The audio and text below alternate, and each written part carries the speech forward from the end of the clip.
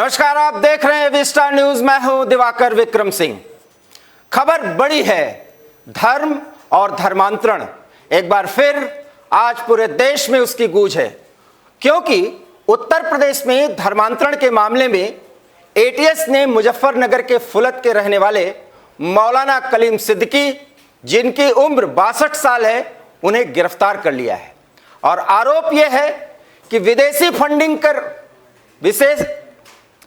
Funding को आधार बना करके मौलाना कलीम सिद्दीकी धर्मांतरण का वो खेल कर रहे थे, जिस खेल को हर एक भारतीय नफरत की निगाह से देखता है, क्योंकि यही धर्मांतरण एक ऐसा कारण है जिसके कारण आज भारत में ये चर्चा होती है कि कट्टरपंथी ताकतें इस्लाम के आधार पर किस तरीके से दूसरे धर्म के लोगों को अपने धर्म में बहला फुसला कर, पैसा दे करके, उन्हें परेशान करके जबरन धर्म बदलने के लिए प्रेरित करते हैं।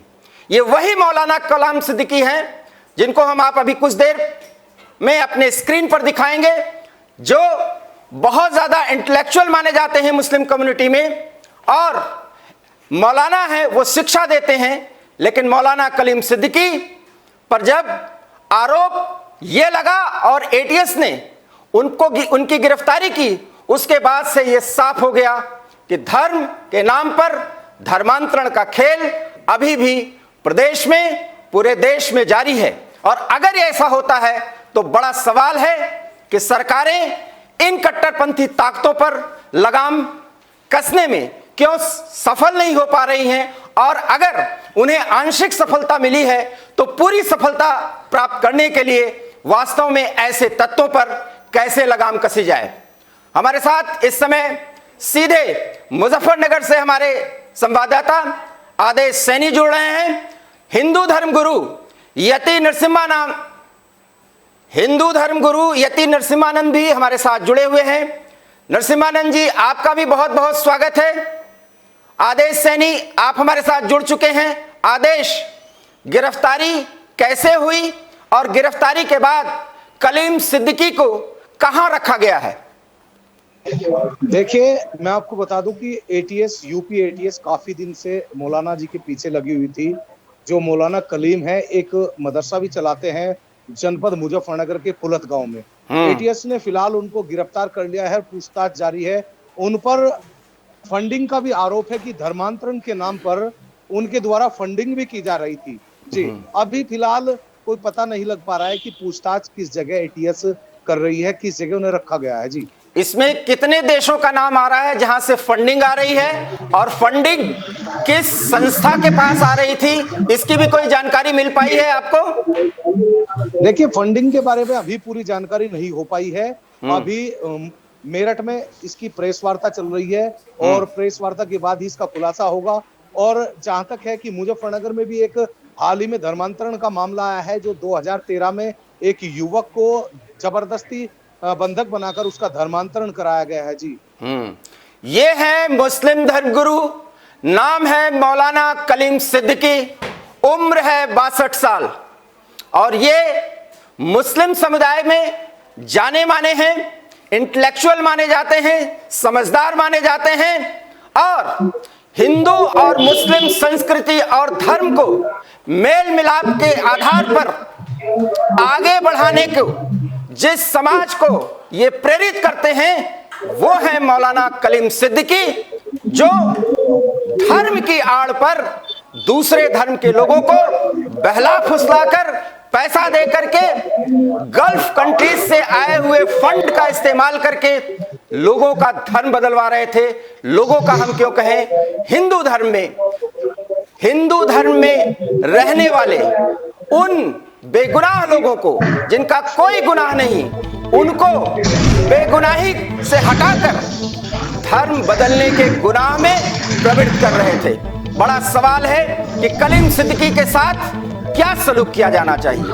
हम लोकतंत्र में रहते हैं और एक लोकतांत्रिक देश के नागरिक होने के नाते हम ये चाहेंगे कि कोर्ट इनको इनके आरोप के आधार पर वो सजा तय करे जिससे भविष्य में धर्मांतरण का जो खेल पिछले कई दशकों से इस देश में चल रहा है, और साझी संस्कृति को आगे बढ़ाने के नाम पर ये जो खेल खेला जा रहा है उसका सच सामने आए और ये खेल रुके। यति नरसिम्हानंद इस समय हमारे साथ जुड़े हुए हैं, जो हिंदू धर्म गुरु हैं। यति नरसिम्हानंद जी, आप हमारे साथ जुड़ पाए हैं? कुछ ही देर में यति नरसिम्हानंद हमारे साथ जुड़ेंगे, लेकिन इसके पहले कि वो हमसे जुड़े, हम आपके साथ एक बार फिर ये खबर शेयर करना चाहते हैं कि यूपी के मेरठ में मौलाना कलीम सिद्दीकी छिपे हुए थे। मजहबी संस्थाओं की आड़ में ये धर्म परिवर्तन कराते थे और ये फुलत मुजफ्फर नगर में ये सक्रिय थे। धर्मांतरण के कुकृत्य में धन हवाला के जरिए ये मंगाते थे और ये पूरा जो सिंडिकेट था उसके ये संचालक थे। धर्मांतरण का धंधेबाज मौलाना कलीम यूपी एटीएस की गिरफ्त में है। ये जानकारी आप तक पहुंच रही है। इस देश में, इस प्रदेश में आज भी धर्म बदलवाने का जो खेल दशकों से चल रहा है वो अभी भी रुका नहीं है और भोले भाले लोगों को बहला फुसलाकर धर्म बदलवाने का ये खेल अब भी चल रहा है। और इस खेल में इनके सिंडिकेट में कितने लोग शामिल हैं उसका खुलासा होना अभी बाकी है, लेकिन ये तय है कि फुलत के रहने वाले मौलाना कलीम सिद्दीकी यूपी एटीएस के हत्थे चढ़ चुके हैं। और ये चेहरा जो आप स्क्रीन पर देख रहे हैं ये वही मौलाना कलीम सिद्दीकी है जिनकी उम्र 62 साल है। उम्र के इस पड़ाव पर भी धर्म और धर्मांतरण के खेल में ये बहुत ही मशगूल थे। यही नहीं, विदेश से इनको फंडिंग मिलती थी और 1.5 करोड़ से लेकर के 3 करोड़ तक के फंडिंग की बात सामने आई है। एटीएस पूरी जांच करेगी और निश्चित रूप से कोर्ट में यह मामला जाएगा और दूध का दूध पानी का पानी होगा। सवाल बड़ा है, आज भी इस देश में, इस प्रदेश में या दुनिया के किसी कोने में बहला फुसलाकर धर्म और धर्मांतरण का ये खेल ये कट्टरपंथी ताकतें करती रहेंगी और अगर करती रहेंगी तो इन पर लगाम कैसे कसा जा सकेगा। क्योंकि मैं आपको फिर बता दूं, मौलाना कलीम सिद्दीकी एक व्यक्ति नहीं है बल्कि एक संस्था से जुड़े हुए हैं, मौलाना हैं और साथ ही साथ उम्रदराज हैं, इंटेलेक्चुअल हैं। इसके साथ ही साथ वो उस सिंडिकेट से जुड़े हुए हैं जिनका तार गल्फ से जुड़ा हुआ है और हवाला के जरिए इनके पास पैसा आता था। उस पैसे का इस्तेमाल अपनी मौज मस्ती के साथ साथ ये धर्म परिवर्तन के लिए भी प्रयोग में लाते थे। हमारे साथ सीधे इस समय डासना से जुड़े हुए हैं यति नरसिम्हानंद सरस्वती जी, जो हिंदू धर्म गुरु हैं। यति जी, क्या कहना चाहेंगे? यति नरसिम्हानंद जी, अगर आप तक मेरी आवाज पहुंच रही है तो मौलाना कलीम सिद्दीकी के इस कुकृत्य पर आप क्या कहना चाहेंगे?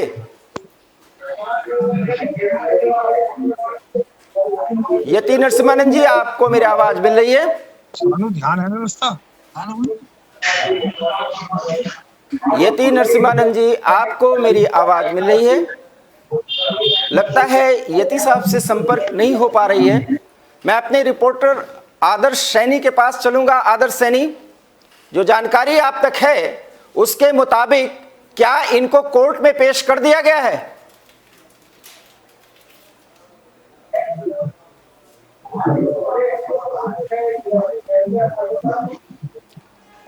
यति नरसिम्हानंद जी, आप मेरे साथ जुड़े हुए हैं?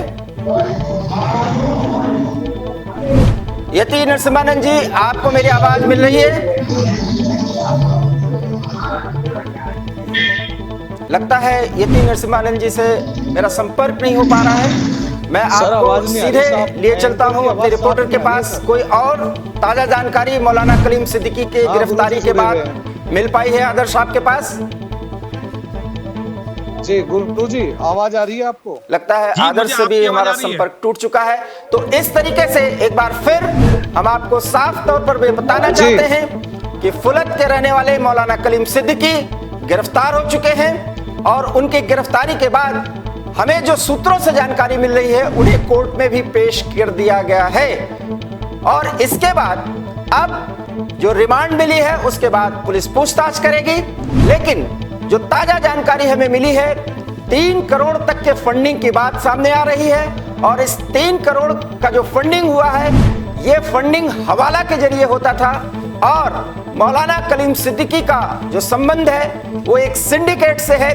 इस सिंडिकेट से जुड़े हुए कई ऐसे नाम जो अभी एटीएस के लिस्ट में हैं, हो सकता है कि कुछ दिनों में उनकी भी गिरफ्तारी हो।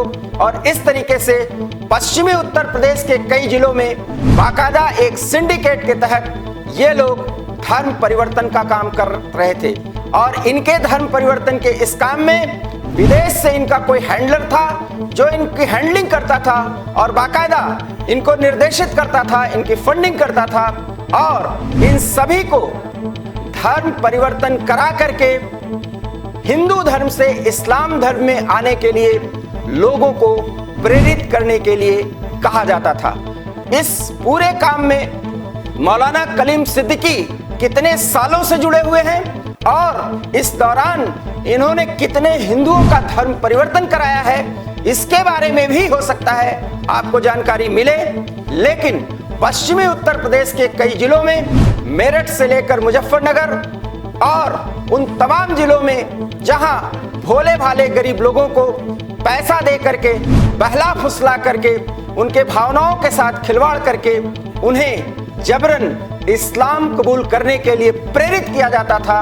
और हिंदू धर्म के संबंध में तमाम वो बातें बताई जाती थी जिससे इस धर्म के खिलाफ वो हों और इस्लाम स्वीकार करें। तो मौलाना कलीम सिद्दीकी न सिर्फ धर्म परिवर्तन कराते थे बल्कि एक सिंडिकेट से जुड़े हुए थे जिसके तार सीधे सीधे विदेश से जुड़े हुए थे।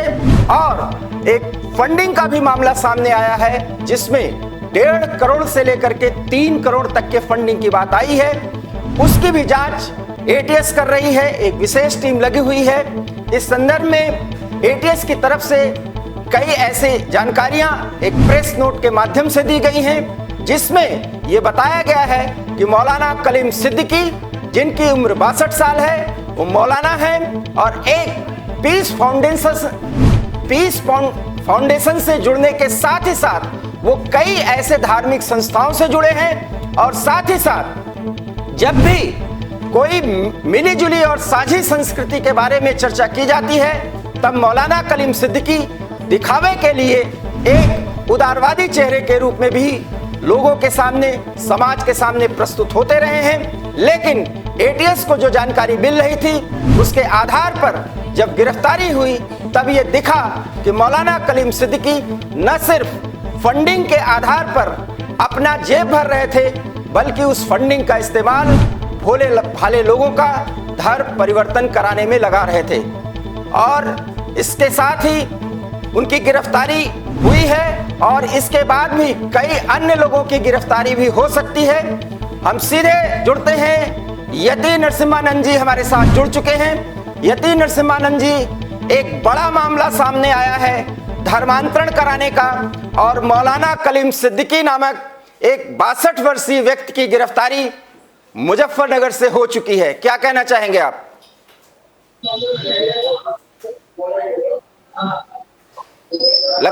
लगता है यति नरसिम्हानंद के साथ हमारे संपर्क नहीं हो पा रहा है। हम कई बार उनके साथ संपर्क करने की कोशिश कर रहे हैं लेकिन यति नरसिम्हानंद से संपर्क नहीं हो पा रहा है। और साथ ही साथ हमारे रिपोर्टर से भी हमारा संपर्क टूट चुका है। आदेश सैनी, लगता है आप हमारे साथ जुड़ चुके हैं। आदेश, जो ताजा जानकारी आप तक आई है वो क्या है?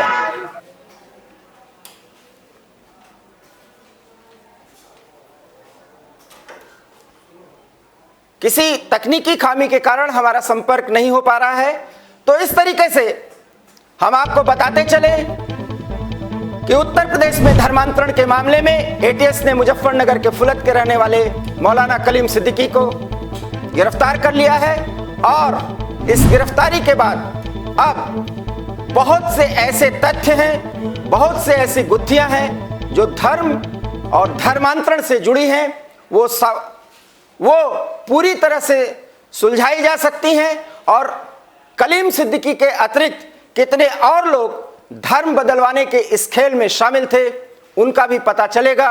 और अगर ऐसा होता है तो इस देश में नफरत की जो दीवार दो समुदायों के बीच में खड़ी हो रही है, जिसमें धर्मांतरण वो एक प्रमुख आधार है, वो आधार अगर खत्म होगा तो निश्चित रूप से प्रदेश और देश का बहुत बड़ा फायदा होगा। एबी स्टार न्यूज में इतना ही। देश और दुनिया की तमाम खबरों के लिए देखते रहिए एबी स्टार न्यूज। दीजिए इजाजत, नमस्कार।